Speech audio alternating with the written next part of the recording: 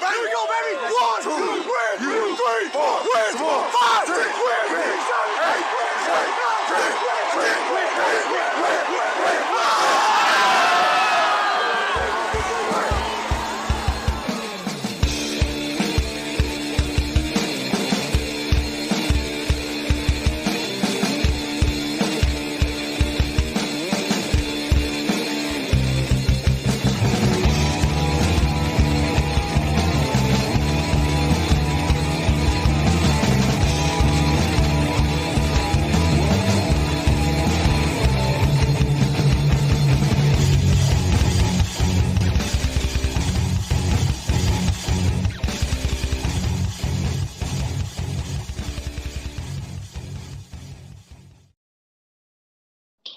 Welcome. Early happy 4th of July to everybody, man. Just want to get that out to dive into some major topics. You know, of course, always share and like the link for us and Big Easy Mafia. They are our sponsor for our show. We are their main provider for podcasts. So always make sure to share and like the link. Share your comments with us. You know, we'll dive into your thoughts on it and all that. But without further ado, let me introduce my co-host. What's up, Mr. Pancho Gonzalez? What's going on, man? Not much going on in sports today, man. They got some soccer. They got a few things going on, man. Yeah, you know that. And listen, he calls himself the voice of reason. I call him the voice of New Orleans. What's up, Dave?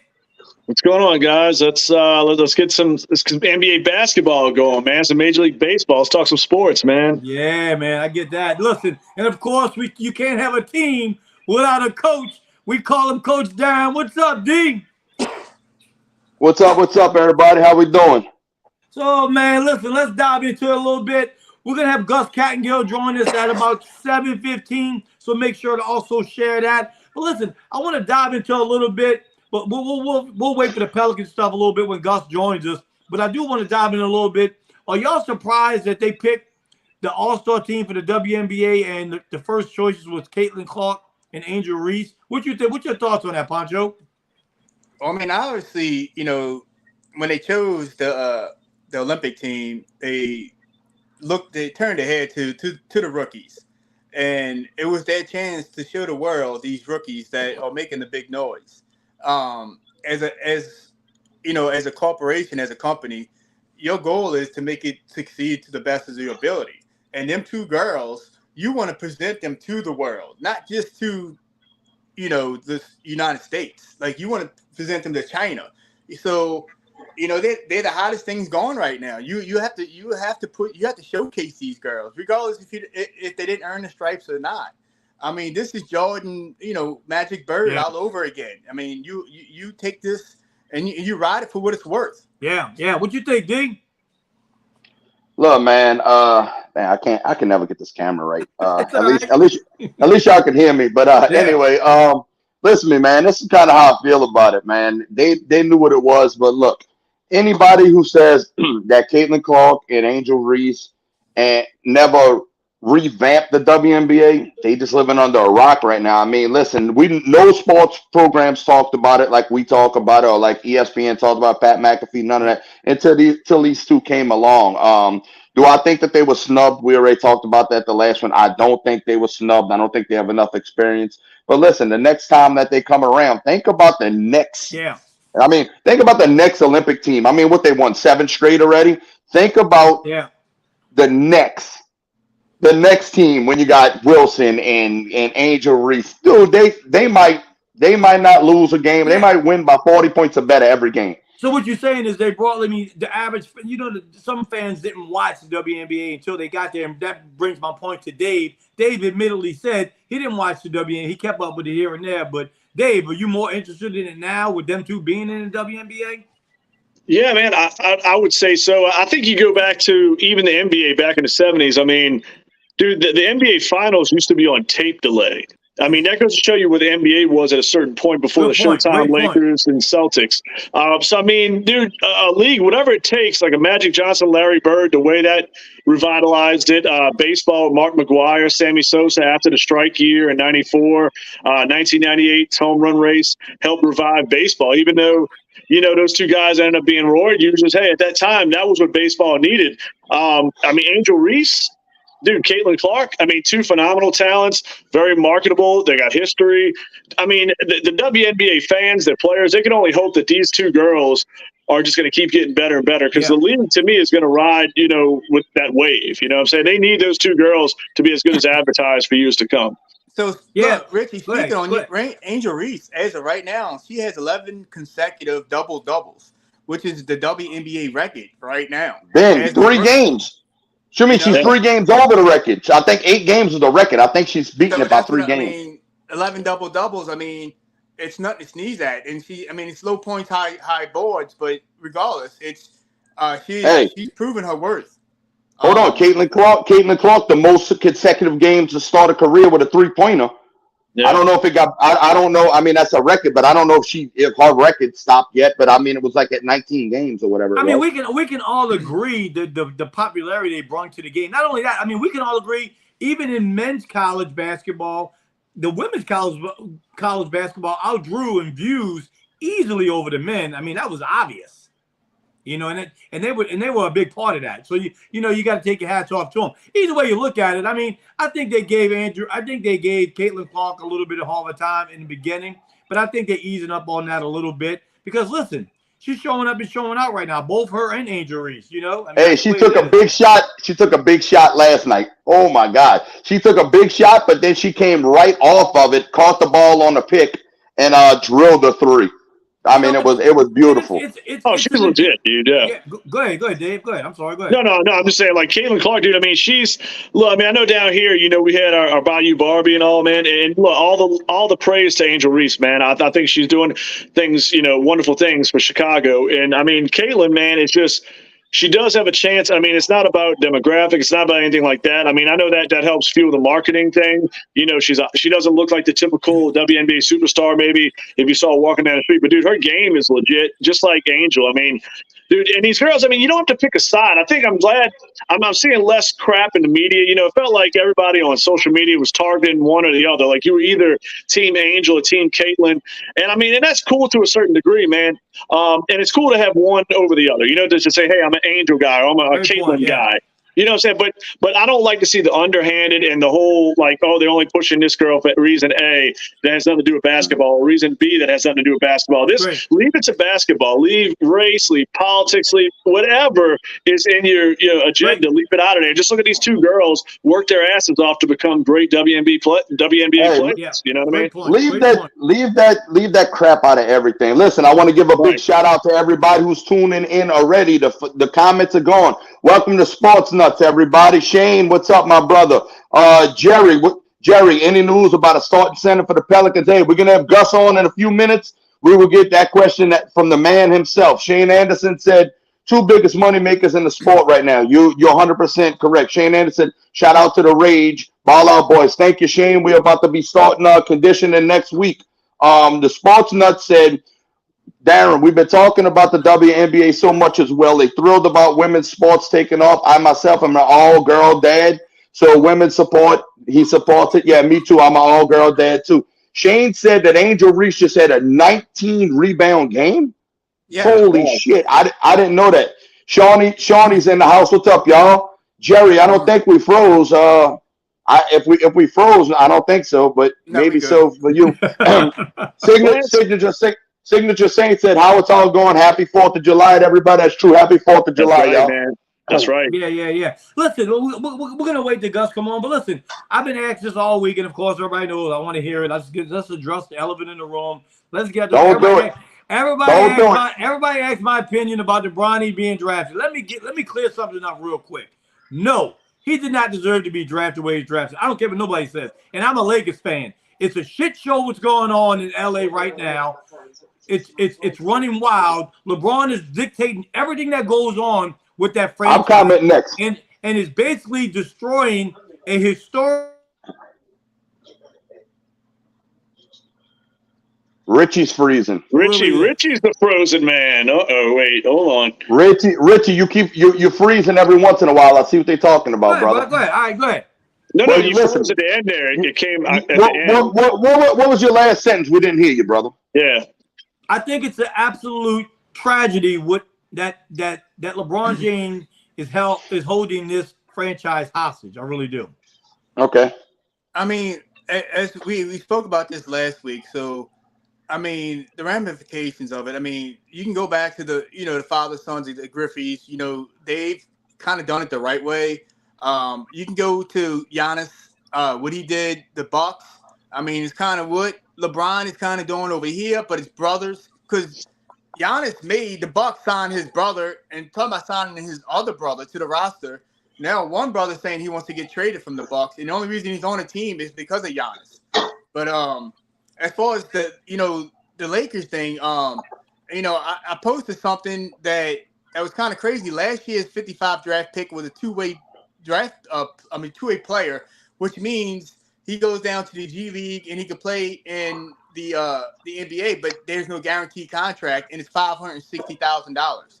Now, what Bronny got, the same pick this following year, he got $8 million, 4 years, 3 guaranteed at his spot. Just to show you, LeBron was supposed to take a team-friendly deal, and he took the max deal. So now, like I said, you're working with no depth at all. So they have to figure that out. They did bring in 2 good coaches, experienced coaches behind JJ.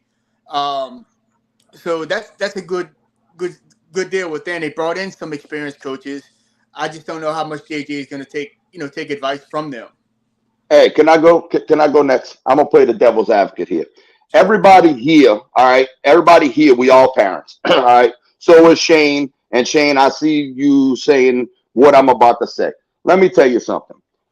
If you had a chance, and you was just working for AT&T, and you was the CEO, all right. If you had a chance to get your son or your daughter, okay, a job making X amount of money, and set them up with generational wealth that is going to be helping your grandkids. If you're going to sit here and tell me, now I think people should have to earn it, but if you got the stroke in any company, in any position in the world, that you can help your kid get successful money and to be successful in life, and you're going to tell me that you wouldn't do it, I'm going to call you a damn liar.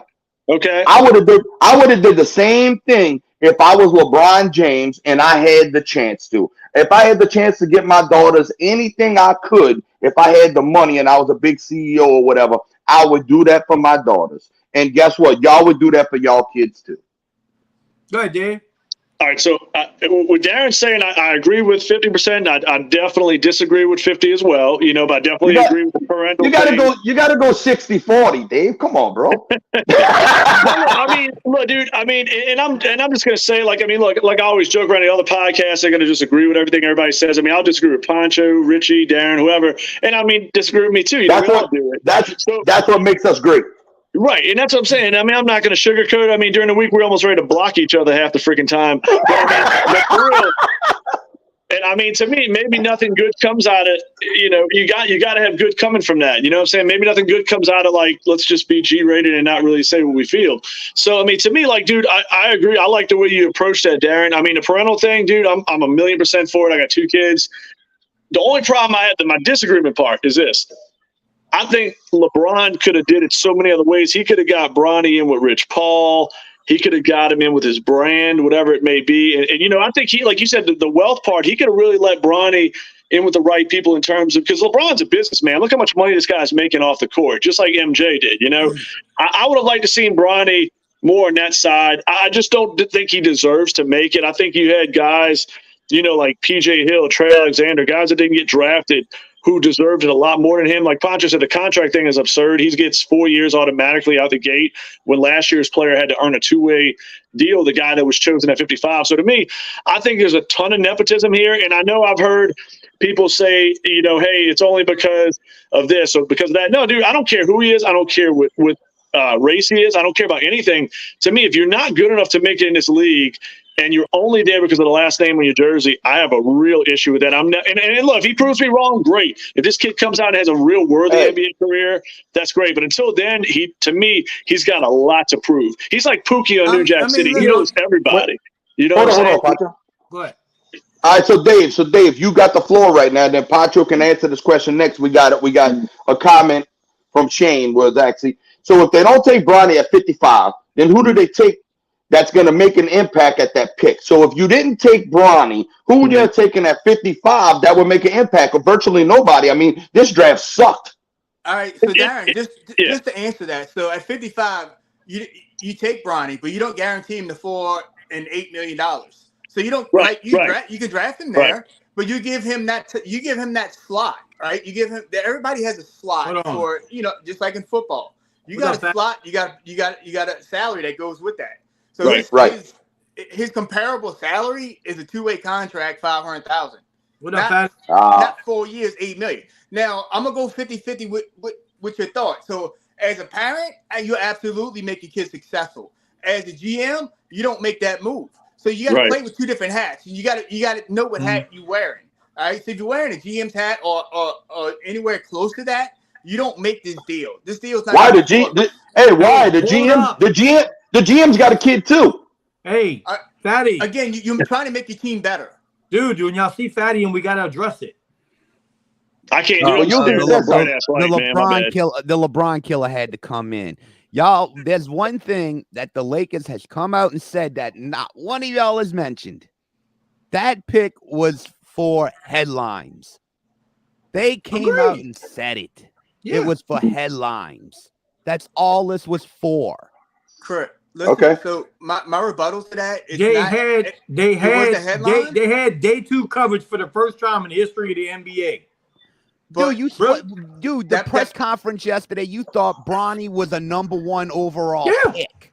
Yeah. Oh, they're selling his jerseys like crazy. I mean, there's other freaking people on Facebook that I've seen already bought the jersey. So hear me out on this. The same thing y'all said about Caitlin Clark deserves to be on the USA team for exposure. Why can't you say the same thing about him? Because that's a whole different thing to me. How? Because Caitlin Clark was the best player in college basketball. He's not even the best player on his team. So take out the exposure? No, but Richie, it's such a big jump. It's such a big leap. He's not even a top 2 player on his own team. Hey, check out the comment Shane just said. Shane said the GM locks in LeBron for the next couple of years, which is the only reason the Lakers are making money right now because of LeBron. Once he's gone, it's a wrap. I mean, listen, that's pretty factual if you think about it. I mean, think about it. And he's getting the publicity back. And guess what? You know what's going to happen? You're going to have the stars back in the seat next year to watch history for father-son Bill.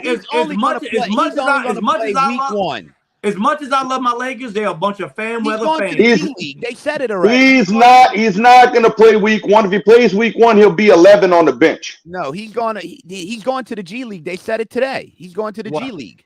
So he gets $7.9 million in the G League. He makes more than the whole G League. They're going to sacrifice a game for a headline. Y'all just not looking at. They said it. I mean, they just come out and said it. Well, hang on. You know what's about to happen, Ray Fatty? You know what's going to happen. They want to make history, they said.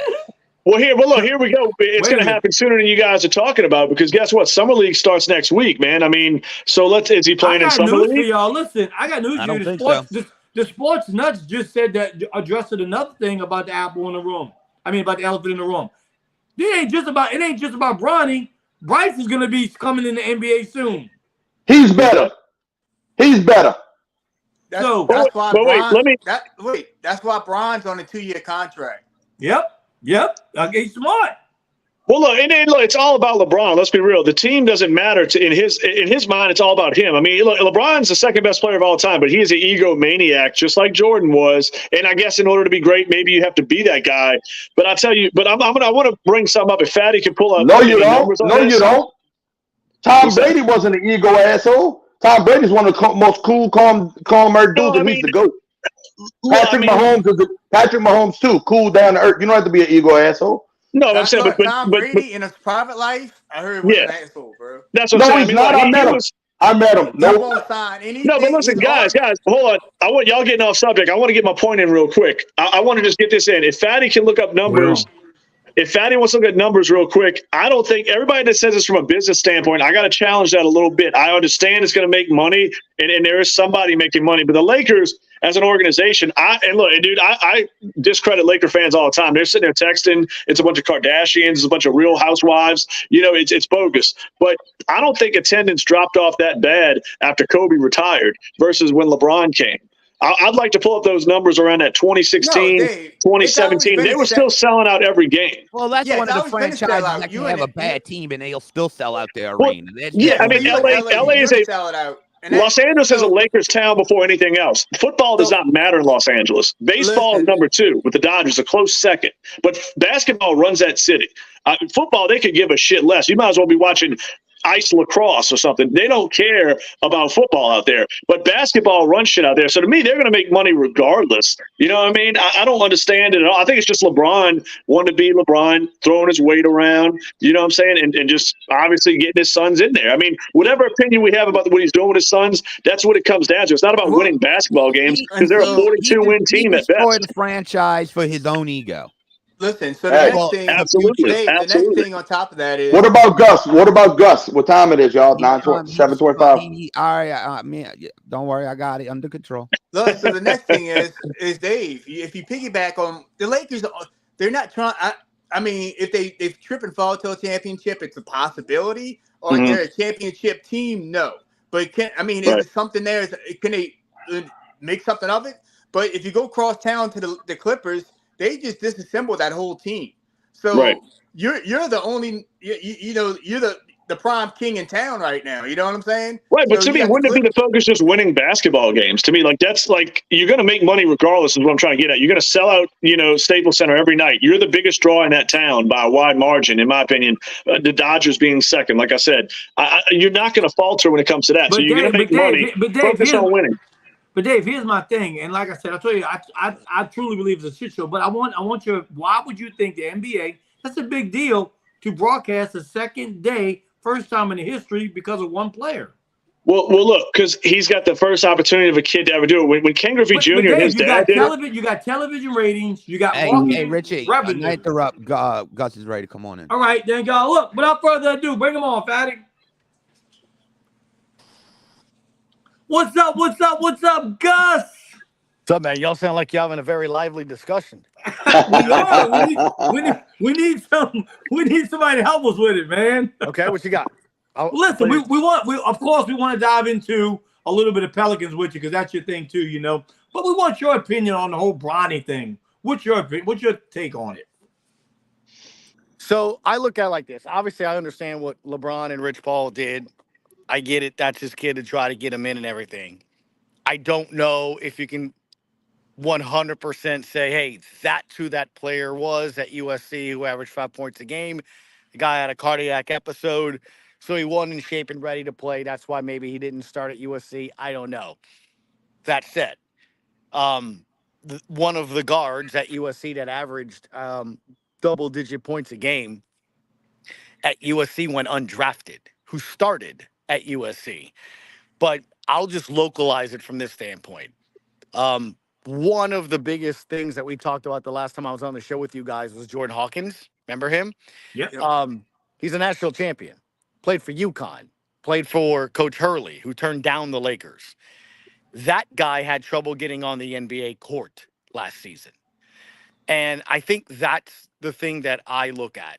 It's hard. You got guys in the G League that are better than Bronny James. You got guys sitting on rosters and on benches in the NBA that are better than Bronny James. Look, do you get him to get in and get drafted and stuff? And if I can help my kid do it, all about it. But to sit here, and be nauseated every single morning on First Take and Sports Center and NBA Today, how everything's about the Lakers, which, by the way, guys, in the last 12 years, once they've been above the play-in. Once they've been 6 or above, which is crazy when you think about it, right? Yeah. You think like they've been a lot better than that. They haven't. So perpetually, even since LeBron's been there, other than the bubble championship, they've been a team that has been playing for a play-in spot. So I think that's the thing that's kind of remarkable to me Yeah. is that because it's LA, because it's all that, they constantly talk about them. But right now, that is a team that is not in a championship mode or competitiveness. This guy's asking Klay Thompson, DeMar DeRozan. He's asking player after player to play with him. They're passing. So if you're going to go with we know this, in 3-4 months, he's going to ask for a brand new team. Bronny James isn't helping him get a championship. So I guess that's kind of where I stand. Yeah. If you want to use him developmentally and put him in the G League and get him to sell some tickets, that's fine. But at 6'2", I mean, he better do something really, really well. And So I think. Well, look, we Gus, totally agree with you, Gus. Gus, this is my thought on it. So your only asset that you honestly do have is AD. Do you? I mean, I've been an advocate to trade AD and get the haul that you can get with future picks with current players, and you're probably going to end up in the same spot at the end of the season that you will with him. But you have more future assets to build because as of right now, yeah, after this year, you have nothing as far as draft picks. Everything you have is allocated out to another team. So you have to pay, like you just mentioned, everybody to come play for you. And if you don't pay them the right money, they don't want to come play. You're paying a G League player $2 million a year. right. When you know what I'm saying, I do. basically to Well, put LeBron happy. But go Klay ahead. Thompson was offered more money by the Lakers, and he turned him down. Yep. And his dad. And plus his dad, Michael Thompson, And his dad works for him. Yeah, I mean, and that sounds really bad. I mean, I agree with Pancho too, Gus. I mean, I don't know. I mean, to me, that team, we all saw with Kobe. I mean, think about when Kobe went from being like still a top 3 player in the league. And then when he hit that wall, it was like game over. At some point, that's going to happen to LeBron. And after that, I mean, you're talking about Rui Hashimura, D'Angelo Russell, Austin Reeves. I mean, it just doesn't look good. I mean, that's why I tell Richie all the time, man. Richie's a little bit of a closet Laker fan. But I told him, I said, they need to do something fast. And what they're doing right now is all wrong. I mean, this is a terrible offseason for this team. So what's crazy is this, right? We got a question for Gus. Yeah, sure. I was just gonna say real quick, and then you could do the question thing. I was just gonna say, look, the teams that so many people feel are maybe your top 4, right? Young, athletic, big, versatile, and more importantly, I think if you've been a fan of the NBA that have sat there in the past and has been like, man, I'm tired of each team paying these superstars and all that. Even today, I saw it. Well, Rob Pelinka said the age and the era of the super teams and the super trio is done. And it is. With the new CBA, apron 1, apron 2, I'm not going to get into all that. You'll get confused, as half the people are, including me, which is why I have experts say, bottom line is this. The more money you spend over the luxury tax, the NBA now limits you. So where your Lakers are and where your Warriors and all those guys are, the only signees they can make are minimum league players. And guys, as you know, there ain't a player that doesn't think A, they're the max, and B, they're not signing for minimum stuff. Yeah. So when you have guys that you're offering more money, like Klay Thompson saying no, the writing's on the wall. And it's because it's a circus, not only the Bronny thing, but you got a guy in JJ Redick that cannot wait to tell you how smart he is and how wrong you are, and a guy ain't coached the game in the world. Right. And I just tell you, good luck with it. Yeah. Go ahead, Darren. You have a question for him? No, I didn't. So, first off, hello to Robin, my wife, that first thing first. Shane Anderson said, exactly, Gus, that's my point. Nobody was coming in at 55 that was going to make an impact. That's what he's saying on that. So the Sports Nuts, Gus, just in case you don't know, they're out of Atlanta. They are our Atlanta friends on their new podcast coming on. They talk a lot of Atlanta stuff, but they're really good. They follow us. So he said, do you think you guys could trade Brandon Ingram for Trey, to Atlanta for Trey? He said maybe him and Murray could work well in New Orleans instead of Atlanta. That's rough. Wait, what now? Like bring Trey Young here with DeJounte Murray? No, that's no. That's not happening. Yeah, you got your point guard now. Yeah, your point guard's here. Well, that's why Atlanta traded DeJounte Right, Murray. Because Not to interrupt y'all, Darren. Right. You're gonna have to go fix your audio, bro. He's echoing. No, he's not echoing. He's barely coming through. all right. So yeah, Gus, go ahead and give your Brandon Ingram thought, man. Yeah, look, so I think the thing is when it comes to BI, but also with the Trae Young, DeJounte Murray, because we had somebody call in earlier today and be like, hey, why DeJounte and not Trae Young? Well, for starters, one has more trade value than the other. And one has more trade value than the other for a reason. With Trae Young and DeJounte Murray, one guy is smaller than the other. One guy's gotten 2 coaches fired in Trae Young and Yep. doesn't play a lick of defense. And here's a beautiful little nugget. I'm sure you guys have touched on it. So the last 2 years, the leader in steals in the NBA, DeJounte Murray. Yeah. He had 82 steals a season ago on ball or in the passing lanes. Herb Jones had 71. Yeah. So you're bringing in a guy that's gotten more steals than a guy that made all pro defense. Yeah. So that's incredible to think of. He's also a guy that does not turn the ball over. Trae Young, you don't know what you're getting. Yep. Right. So I think, yeah. So look, there's a reason Atlanta dealt one of the two. Nobody Yeah. wanted, Trae. Now, once he wound up with the Lakers and all that, who Yeah. knows? But as far as BI goes, guys, it's simple. There's 2 things working in this scenario. If he had 2 years left on his deal, we're not talking about it. I also think it's very interesting, something I posed on the show. What if Zion doesn't get hurt? What if they take on OKC and Zion doesn't get hurt? Lou Yeah. Dort is guarding Zion Williamson, not Brandon Right. Ingram. What if Brandon Ingram averages 10, 15 points a game? What if they win that series? Are we giving him that extension yet or not? Right. Right. It's interesting when you think about it from that perspective, right? I mean, fit, not fit. I think it boils down to something as simplistic as this for me. If you want the max, which is $52 million, which, by the way, that's what LeBron signed for today. 2 years, 104. Do the math. That's 52. Yep. You don't shoot the 3. Yeah. I mean, don't shoot the 3. I can't give. I was talking to Christian Clark on the show today, and he's like, hey, well, would you do that to Zion eventually? But Zion can take over the game. You saw there's a difference between Zion, CJ, and BI. There's a difference in level of player. I can't give $52 million to a guy that won't shoot the 3-point ball, is physically unable, gets locked down by a physical player. It's just hard for me to do that. Look, Gus, if he played defense, if Brandon Ingram played defense like Herb Jones, that might be a strong consideration at that point. But like you say, he doesn't knock down a 3. He's kind of an average defender. I don't know, man. I agree with you. And look, dude, I argue with these guys, man, about the whole OKC series. I think that series changed the entire narrative of the Pelicans' future. Yeah. And it's weird because, like you said, I mean, Ingram, for one, he's rebounding off an injury. He's just coming back from the knee issue. You got no Zion. And I mean, it changed everything. Let's just say, like you said, now we got a legit point guard. Let's say Zion's healthy. You play Oklahoma City again in the playoffs, as good as they are. I think it's going to be a heck of a series, man. I think the Pelicans, but minus the center situation, which I know we can get into at some point, I think they're making every proper move, at this moment in time. I think they're not committing to Ingram just yet, but you're trying to dangle him out there, get the best deal you could get, because you got Herb. You got Trey Murphy. You got McCollum. This is a deep roster, man. My thought on the BI thing. Now, BI is a great player under the right. Like, he's flourished. He's carried this team through many of games and through many of seasons. He's put this team in his back. He has that ability. What I really don't see is that grit, that dog. And we talked about it before with Willie Green, doesn't seem to have that same character.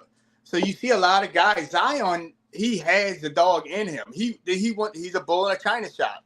He's looking for, and some guys are passive. You see Herb Jones wants to be aggressive. Trey wants to be aggressive, but it looks like the demeanor is kind of being held back. And I think, if they can get some fire from somewhere on the coaching staff, other than Jose Alvarado coming in, I think that they need something there. A big young center, something that can, that you can pair with Zion. Because, I mean, I think Murray, Pancho. I mean, Murray's going to do that to a certain degree, I believe. Yeah. But go ahead. So to the point, kind of what Stray Dave was saying there, right there. I mean, look, you're right, but here's the conundrum when it comes to Jose Alvarado, right? If you're depending on a guy that, let's be honest, may get you 6 points, may knock down a 3, comes in to give you the motivation, isn't that a problem? Yep. If you're depending on a non-starter, role player who makes $1.19 or $1.99 million, because that's what they just picked up. Makes 1.99. Now, granted, we'd all love 1.99 million, but in the terms of professional athletics, you're depending on him to get you jump started? There's some serious problems if that's the case. You're depending on him to get you going on the offensive end. We got some problems. Look, I love him. He's a great guy. He's a great teammate. His story is fantastic. The problem is with a lot of the guys that are no longer in this team, Najee Marshall, Larry Nance. I love Jonas walking double-double. But the point is, you don't have scoring. You don't have people that can help you score, move the basketball, and be dependent on that. Anybody on the screen right now will guard Zion and let that guy in the corner, that guy in the corner, that guy in the corner take a three. I'll give it to you all day. Larry Nance, you want to shoot the three, knock it out. Najee, wide open, have fun at it. Jose, have fun at it. That's the problem that the Pels faced last year. When you look at OKC theory, like you were talking about, that series, Dave, the thing that you saw that was so apparent was that this team lacked the one thing that you have got to have if you want to go second round, third round, or ever contend. Who on this team can create their own shot? It's great for me to go Pete Carmichael, and I can go, put on a dry eraser board what a play's supposed to look like. You have a guy can do it. That's the case, and that's the problem that this team didn't have. DeJounte Murray is that guy. He can do that and facilitate, but that's the problem with BI, man. He can't create his own shot. CJ can't create his own shot, so they had no chance against OKC. You make a great point, Gus, about the scoring part. And you know what people don't realize is when bringing in Murray had by himself more 40-point games last year than the Pelicans team combined. He had 40-point game against the Celtics. Yeah. So you're That's getting great of a defensive backcourt that they've got. Yeah. Think about that. My thing is this, Wes. Gus. My thing is this. We talked about the teams in the West. The one thing about the teams in the West, where I think the Pelicans may struggle at, is most of those teams have bright, young, big men in the middle. What are we gonna do there? So it's not done yet, right? And it was interesting because a week ago, General Dean is a great friend of mine, and he coached basketball in high school and everything. He's a season ticket holder, and my man was worked up, man. We were sitting there at Francesca's on Thursday, and he's like, "Where's the moves, man? Everybody's making the moves. Where's our moves?" And I'm like, "It's Wednesday. I mean, it's Thursday. You're not going to win the Western Conference Championship with the 21st pick overall." At the Keeves Misi. Gives you something you can work with, right? 51 blocks in 34 games. He can run up and down the court. He dunks. You remember the last time I was on with you guys, the Pelicans, I mean, they literally raise my blood pressure and my arteries get clogged by the amount of layups that this team does. Dude, you have no idea. I'm in that studio yelling. I'm like, dunk the basketball. Nothing bothers me more than that. I'm 5'7". Please give me 6'7", 6'9". I'm going to at least attempt to dunk the basketball. But so when you look at all of that, I think that was the thing that really stood out to me. I'm like, all right, let's see what they do. Then they get a shooter. Okay. Jamal Murray, Antonio Reeves. That's it. Those are the two players under John Calipari that have averaged 20 points during their time under John Calipari's first season. And Antonio Reeves, by a percentage point, 20.2, I think, or something like that, is above Jamal Murray. I'm not saying he's Jamal Murray. What I'm saying is the guy averaged 20 points a game under John Calipari against Kentucky. I'll be for Kentucky. So what have we complained about when it comes to Zion and the Pelicans? You don't surround him with enough shooters. You've surrounded him literally minutes on the floor, as I just mentioned. Najee, Jose, Larry Nance, and Jonas and Zion. What the hell are you guarding? You're not guarding those guys. Now, you put Jordan, you put this guy, and you put a big that can run up and down the court. I'm not asking him to be Olajuwon. Rich, can I get some blocks? Can I run down the floor while in that certain lineup when DeJounte's getting a rest? Then we do point Zion, then that's good. But to your point, yes, you were looking for a starting center, whether it's Wendell Carter Jr., whether Yeah. it's Walker Kessler, whether it's Jared Allen. You're trying right now to trade for that, and that's what's happening right now. Everyone I talk to, But they're trying to do that using BI. So that was the beauty of being able to get DeJounte without having to use BI. yeah. They Right, are trying to get the starting center for the New Orleans Pelicans is not on the roster. So we got time. Gus, would you agree with this statement? And me and Dave talked about it early in the week. I believe Reeves is more NBA ready than Messi. Would you agree with that? No, he is. There's no doubt. Well, I mean, Okay. Messi is a guy that he's 19, so he's Yeah. played 1 year. When you look at Reeves, he's played 5 years. He's 20. He's going to be 24 years old when the season starts. He played at Illinois State before going to Kentucky. So you have a man, Yeah. right? Right. You got a guy. And look, and I love last Friday when he's asked to give himself a comp. Who is he? What does he shoot like? My man, he didn't hold back. You know, it'd be It's like like me Reggie going, Miller. no, it'd be like me going, dude, what do you look like? Well, I look like the guy from Bowflex or something with a 6-pack ab and everything. That ain't me. My man goes Reggie Miller. Reggie Miller. Yeah. Reggie Miller. Not just did Reggie Miller knock down shots, it was his mindset. It was his attitude. Yeah. It was the And- show. I mean, I love that. I don't know if he's ever going to even make as many Right. shots as Reggie Miller. But He's got I love confidence, though, on the Gus. He's team got that doesn't confidence, have man. confidence. Yeah. The confidence is like off the charts with this kid. So Yeah. Gus, they had a comment.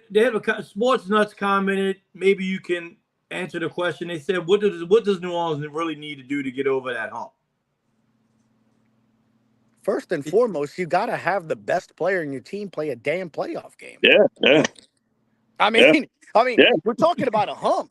Forget a hump, dude. I go over the damn things every time I go to Home Depot, Walmart by my house. There's speed bumps. You ain't gotten over a speed bump yet. All of this sounds great. All of the moves you make, all of the money you spend or don't. You want to go apron, you don't want to go apron. You want to go luxury taxi. None of it means a damn thing. If the guy we saw last time on the court cooking the Lakers Yeah. isn't playing in the postseason. Oh, I agree with I mean, you. Gus, I call it like I see it. I have no doubt if Zion stays in that game, the Pelicans win. But hey, Richie, I told you all that too. I said, if you watch that game, Zion was the superior guy. He was better than AD. He was better than LeBron. I mean, he just took over that game. I mean, you saw a glimpse of what he could do in the postseason. You saw the difference between BI and CJ. Those are all great players. There's a difference.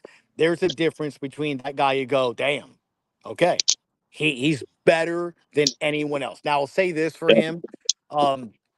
Everyone I've talked to, man, everyone. Obviously, I may know a person or two working with them. He's here. Like he's here. He's motivated. He lives at the facility. I mean, I don't know if you've seen a photo or two on him on social media. He's thin. He has like the giraffe neck. You know, I've actually seen like 2 or 3 inches between chin and collarbone.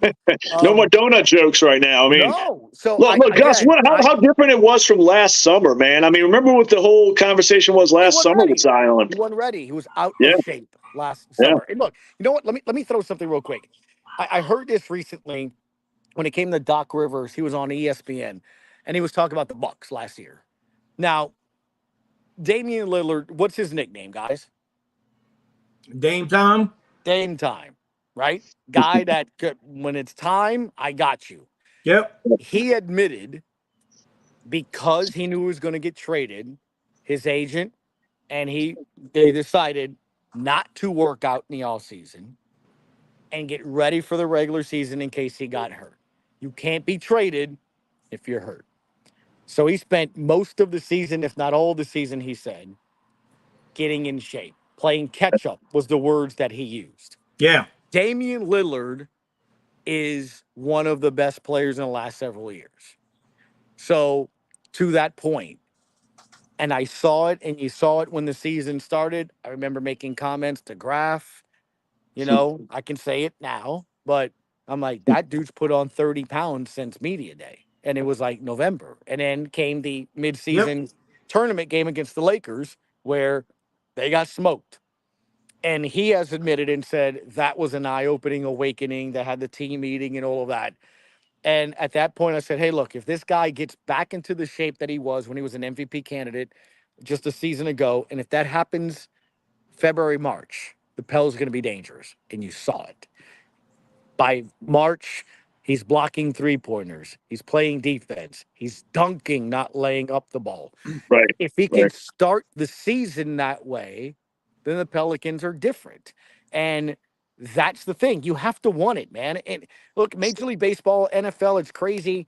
I legit think the NBA is very unique in this that you have to go through the crucible. You have to. Jordan had to. Jordan had to get over the Pistons. Pistons had to get over the Celtics. Like, you go on and on. Warriors, they were good. Now you got to get the right coach. You got to go through hurt. You got to go through pain. Celtics, you got to lose the finals. You got to lose the Eastern Conference. You have to go through hurt. So He was pissed. Flat out. He was pissed. Yep. You saw it. You saw him pissed. He got hurt. You saw him pissed that he's sitting there watching his team. They're not good enough against OKC. You saw it. Right. So until that happened, you're not going to see what you see right now. And by every indication, that dude is going to start in October in the best shape of his life. I'm curious. I leave a week from today, guys. I'm going to be doing play-by-play for the Pelican Summer League games. Nice. I'm Awesome. curious if I'm going to see him there work out. I mean, they've done it in the past where it was kind of on the low, where you had the starters work out with that team and work out against him. I'm very curious if he's there before the game start or not, and he's working out with them. If that's the case, watch out, because that means he's locked in. So I'm very curious to see if I see him. Congrats Hey, on Gus. you, Gus, Oh, on go that ahead, go too, ahead, man. Pancho. I know you're gonna enjoy that, Gus. Congrats. I on do that. have one. I have one question for Gus. Gus, so let's jump ahead to 30 games into the season. How hot is the seat for Willie Green? Boy, At what point, if it's 10-20 in the first 30 games, are we making a move? oh God, if you only have 10 wins, Yeah.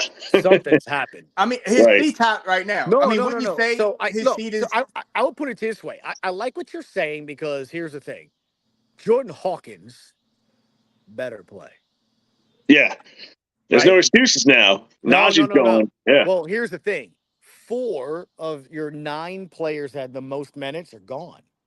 Yeah. Jonas, Najee, Larry Nance, Dyson Daniels. You're out. By the way, I just gave you like a combined 10 points a game. Yep. You know, and that's the problem. Yeah. Is that he played players, and I get you love your defense, man. But for Christmas sakes, they got to be able to shoot. Yep. And so I was talking about that on the show today. We had Christian on, and we were like, okay, so what does I know we're looking for the starting center. We're looking for the starting lineup. Does CJ come off the bench? Do we do that? Does Trey start? We can get into all of that. What is my depth when it comes to other guys that play on that? So to answer your question, I would say that seat's an inferno. Yeah. If Reeves and Hawkins are literally DNPing, coach's decision. Like I'm not talking about minutes. If they're missing games, if they're not playing games, they better be winning. They better be winning. You made up a great point. Gus, you were absolutely right. Willie Green didn't play Hawkins because of his defense. I mean, that's why. I just And Gus, and I want to say this too. I mean, with the new playoff format the last couple of years, I mean, like Pancho said, if you can't afford to get off to cold starts anymore, that was the old mindset of the NBA. The season doesn't start till December or January. Yeah. You got to get into it. Like, you got to start out hot from the get-go. I mean, like you said, Zion comes out looking like gangbusters, man. This team gels with Murray as the point guard quick. You got to get off to a hot start, because look at the games we lost early last year to Memphis. And when the West is that tight, separated by only just a few games, like the 3rd seed from the 6th seed, you got to win those games, early in the season that you're supposed to win. I mean, we lost a couple, tight ones to Memphis with Ja Morant, but there was other teams that beat us that shouldn't have beat us early on. But to me, if they can come out with that right mindset out the gate, man, and just get a top 4 seed, that's what you got to shoot for, What number finger am I holding? 1. Last 2 years, 2 years, one game has made all the difference for this team. Whether you're playing, whether you're hosting, or whether you're on the road. Period. Yeah. One game. One game.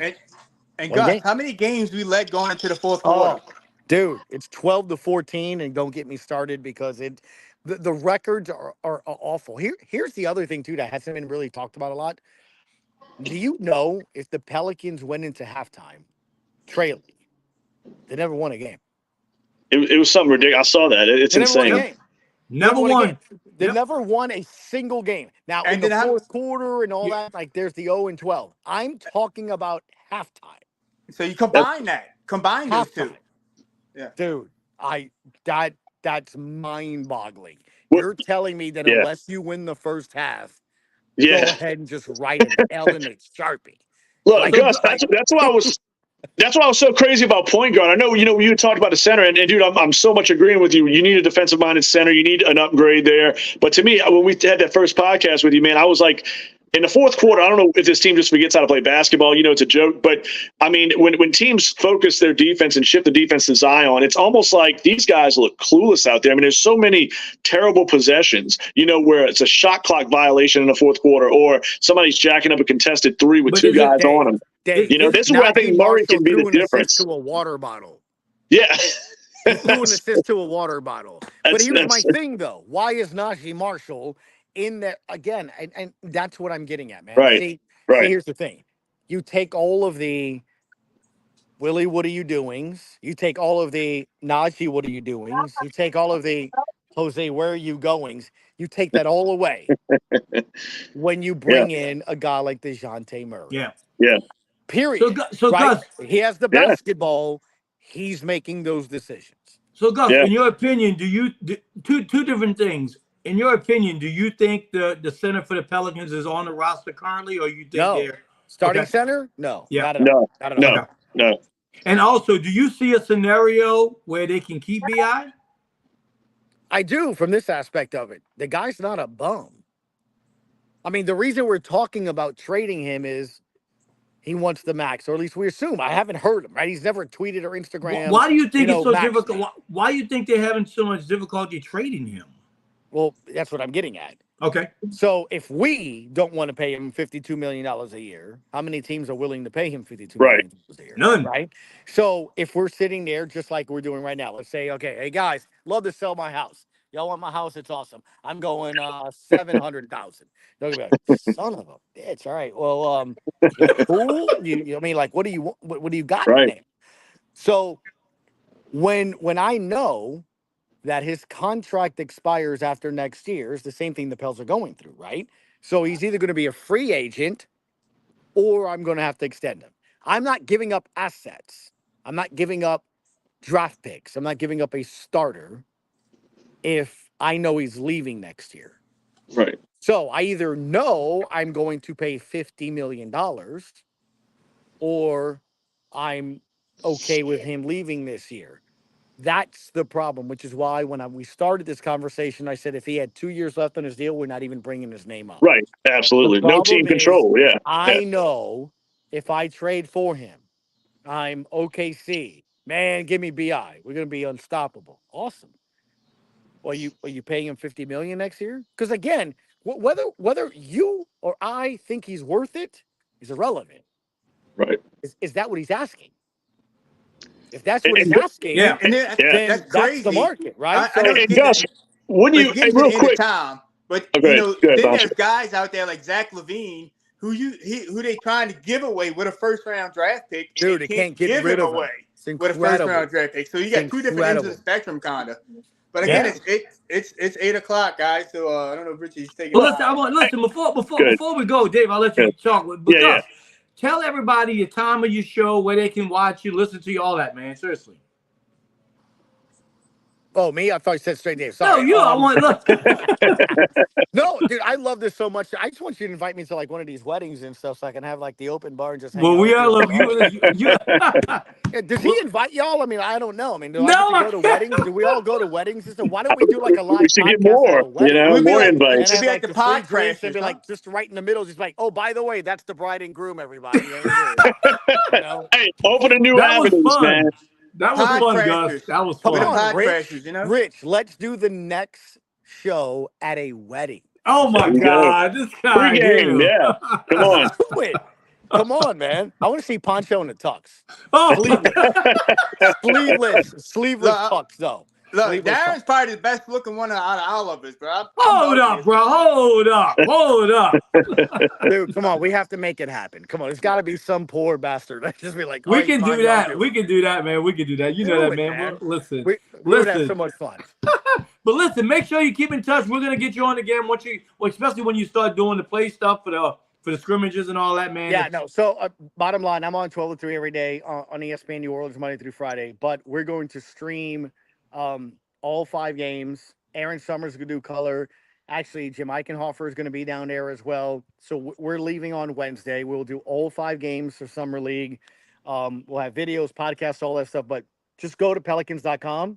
Super easy. And click something. It'll tell you to click the podcast, or not the podcast, the audio, or click the video. So we're going to be there, but it's awesome. We did it last year. It's great. And quite honestly, like I said, I looked at the roster. I got the heads up, so I know what's on there. I'm excited. I'm curious. Does Jordan Hawkins, is he given the Dyson Daniels reins of go, let's run the offense? And then you got Reeves, got Misi, those 3 guys alone out of those 5. Matkovich will be on there. So I'm excited just to kind of see what's going to be like. And and bottom line, there's something. And oh, by the way, 3 Wednesdays. Saints training. Well, listen, man. We're going to bring you after all that. We're going to bring you again, and we're going to put this wedding show together, man. We're going to do it, dude. Please, let's do it. Come on, there's got to be some wedding somewhere. Air conditioning in July, though. Let's please. Come on, absolutely. No outdoors. Dying out here. Can we please do a wedding show? We are definitely going to do that. We're definitely going to do that. Well, listen, man. We're all getting out of here too, man. Thank you again for joining us, Gus. We will see you throughout the year, man. It is always a pleasure, man. Thank you, brother. Pleasure, man. Whenever y'all listen, need guys. Me, please. Thank y'all, man. Peace out. Thank y'all for joining us. Have a good night, guys. Yeah.